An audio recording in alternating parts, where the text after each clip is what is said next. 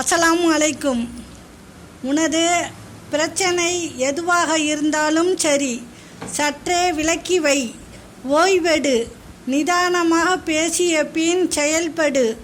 எல்லாம் சுலபமாக முடியும். நிதானம் ஒன்றே உன்னை நல்வழிக்கு கொண்டு செல்லும். தப்பே செய்யாமல் ஒருவர் உன்னை தவறாக புரிந்து கொண்டால் அவர்களிடம் உன்னை பற்றி நியாயப்படுத்தாதே. ஏனென்றால் நீ கூறும் ஒவ்வொரு உண்மைக்கும் அவர்களே ஒரு கதையை உருவாக்குவார்கள். வசதியை கண்டு தலை வணங்காதே, முதுமையை கண்டால் தலை வணங்கு. வசதி சிலருக்கு வரும், முதுமை எல்லோருக்கும் வரும். சந்தன மரத்தை எத்தனை துண்டுகளாக வெட்டினாலும் அதன் மனம் மாறாது.